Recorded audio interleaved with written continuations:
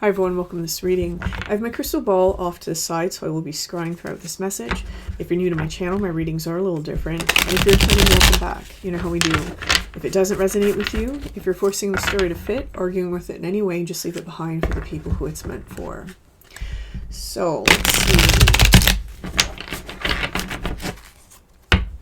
Okay. Let's go ahead and begin. Taking a step aside.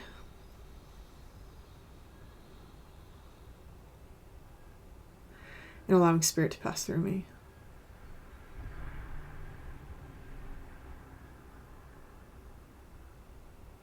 Opening up to receive information. Okay. I'm seeing a kite. And this kite, I'm being drawn more towards the tail. And on the tail, it's almost like something is attached to the tail in increments. Maybe there's like little ribbons or something, little bows. And they're oscillating. They're like flapping as the energy there currents moving past it. So there's some sort of move that someone's taking. There's some sort of new beginning that someone is facing here with the Fool card. And in light of this new beginning, it's almost like the passing through the energy is causing someone to almost wobble or oscillate in some way. It doesn't always have to be like doubting the thing. It can be anything. But for some of you, this is manifesting as an oscillation within your own emotion. So experiencing some of those highs and lows emotionally towards something. For others of you, this is going to be oscillations of psychic frequencies. So receiving information from here and then all of a sudden not receiving any, and then receiving some from here and not receiving any. But it's happening at a very rapid pace. This oscillation can be taking place in other ways also. I'm just not getting focused. I'm not stuck on that. I want to move on. And so one of the things about this energy is that the oscillation spaces, because it's not fixed, it's not solid, it's moving, it's creating space within the container, and it's as though a seed is being planted, and whatever the seed is that's being planted is something that's going to grow.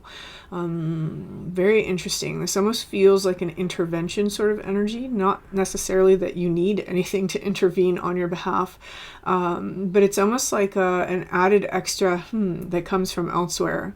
Almost like it's making me think of like the Four of Cups, right? He's very focused on those three cups in front of him, and this hand appears out of nowhere offering this other cup. This is the energy this oscillation in the seed is giving me. Okay.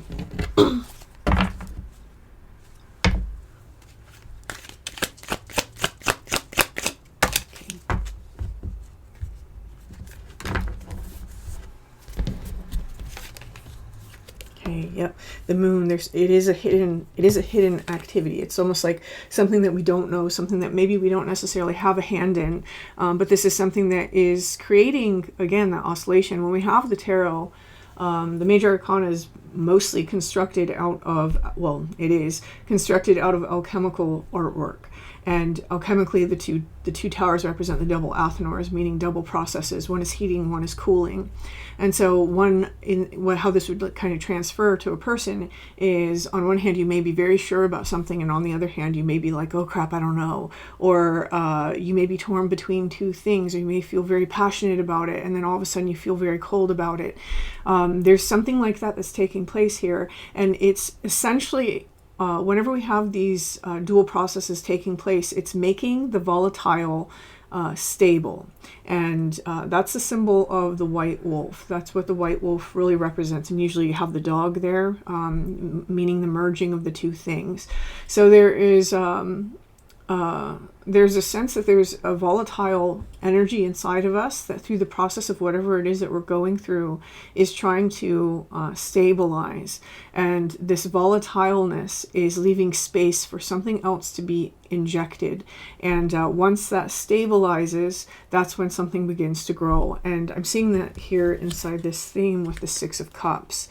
The Six of Cups is those very innocent spaces of self. It's our vulnerabilities. So whoever this message is for, you're opening into spaces of vulnerability in this oscillating phase. So again, it may be your emotions for some of you. For some of you, especially if your core identity is as someone who is exceptionally psychic, then that's going to be your psychic spaces. It depends on whether you operate within an emotional layer or you operate a little bit deeper within like an archetypical layer, or like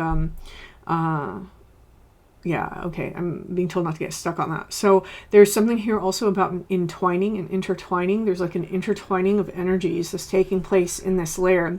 And part of the oscillation is to free up those intertwining energies. It's almost like something has been purged. For some of you, this has been something that you purged a while ago, and those energies are just finally starting to unravel. Sometimes when we close the door on something, it takes a significant amount of time for that energy to release us. That's what's happening here. And it doesn't mean, like if it's a person, for example, it doesn't mean consciously they're holding on to you. It just means that the energetic, flow takes a little while to release. And I think for some of you, this is a place, not so much a person. And this is feeling a little bit like a place, whether it's literal, a place inside of that we've lived, or a place inside of our lives. And this kind of pairs with the reading I just did, which was about the grand time, right? And changing some sort of soul theme.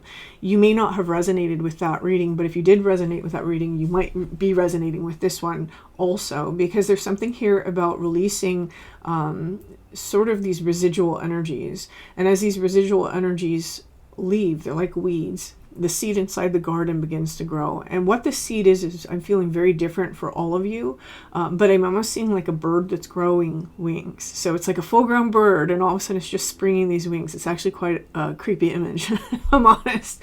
But really weird to see a wingless pigeon torso, and then all of a sudden it's got whatever. But this is what I'm seeing. I'm seeing that there's something here that's growing inside these spaces now that this energy has released or is releasing, that is allowing somebody to take flight in new ways. Oftentimes when we take flight, there's also this wrap up of this, it's intermeshed with this idea of having a higher perspective. And whatever this higher perspective is, it's allowing us to see far enough into the future and broad enough of our own story that we understand how to move and shift accordingly in particular situations. A great deal of maturity is inside this energy. It's like a great maturing process is taking place, a maturing of the spiritual journey. That doesn't mean getting further. It means that your stance on your spiritual stances are less naive and more mature. And I'm not going to sugarcoat that. That's the energy that's coming through. They're less naive and more mature.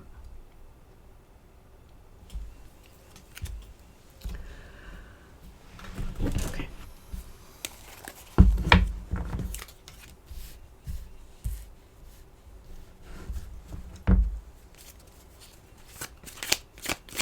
There's someone that's trying to learn to scry, and okay, I have no idea why this is coming in here. Maybe it will have something to do with something. There's somebody here that's trying to scry, and you are feeling like you're having a hard time doing it. You seem to be doing it off of reflective surfaces because you are trying to actually use the reflection.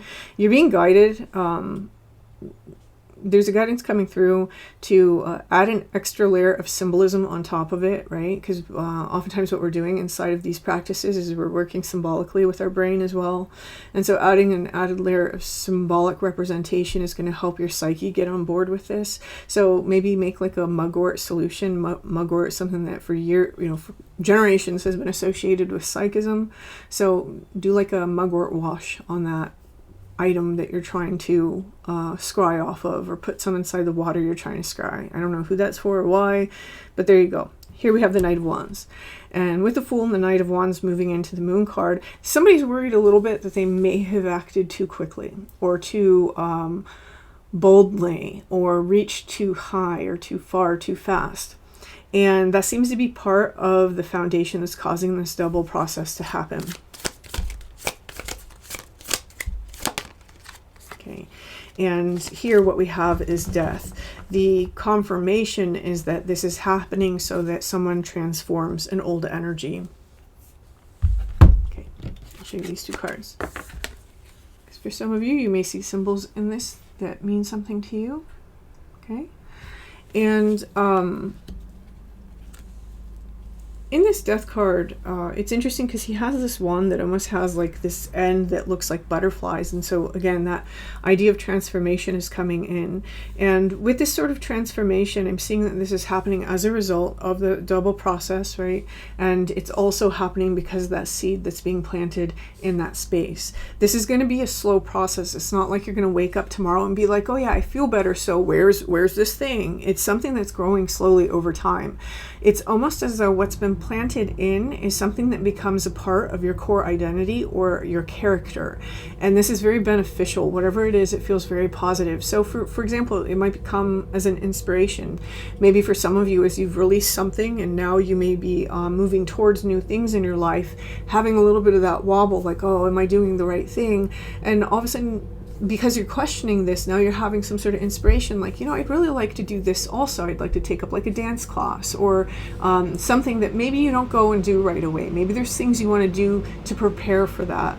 It's something like that where it's almost like this trajectory that someone is on now that it's free of these previous attachments or energy engagements, especially if it was like a life space that someone was in. This trajectory is scary because it's outside of your comfort zone. It's also feeling like something that you haven't grown into yet, and you're not going to grow into it unless you're in it. So this is why it's important to allow yourself to experience that oscillation and still proceed forward. The other ideas that you start having because you're questioning yourself, sometimes are super important. You know, we're always very quick to say, don't question yourself, don't question this, don't question this. And, you know, usually I agree. I think that we should learn to trust ourselves a little bit more. But understand that everything that you experience, even those negative energies and those like things that we'd rather not experience because they're a little uncomfortable, they're happening for you. Everything's exactly as it should be. And this is something that is... This is a space that someone's kind of going over, and while it may not be comfortable, it's allowing you to think outside the box about solutions. And these solutions often come packaged with other inspirations that you can take forward as well, that can help support what you're moving towards, even if it's in unseemingly related ways. So say you're trying to take that move and you take that dance class, and maybe what you don't see is that, well, the move has nothing to do with the dance class. This makes you feel more rejuvenated and hopeful so that you bring a more positive energy into your new environment, or you're able to reflect that positive energy in the new environment. I like that the Knight of Pentacles here has this helmet on that's covering their face. It's almost like who you are in this new energy has yet to be determined, right? In some ways, we tend to think of things as, you know, we're really learning just who we actually are, and I definitely agree with that. But who we actually are is constantly changing. It is constantly becoming and growing and learning. And I think that whoever this message is for, you're in that phase where something is becoming. And with the card that's on the bottom, this is the Four of Pentacles. And, you know, usually these people, they look like they're... Oh, Five of Pentacles. Usually these people, they're depicted outside of a church in the snow, and they're very unhappy. And I love the tone inside this card because it's almost like in that lack of something, they grow closer. What this is saying to me in terms of this reading is in that lack of stability, we go closer to ourselves. There's something new about ourselves that we discover in this oscillation process that's required, just like the little Piscean creature that comes up during this double process, that's required in order to be seen.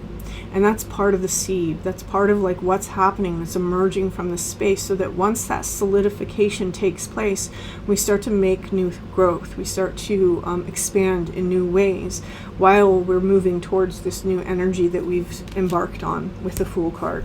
So I'm going to leave this here, and whoever this message is for, this is actually really lovely energy. So I wish you the best of luck with this, and until next time.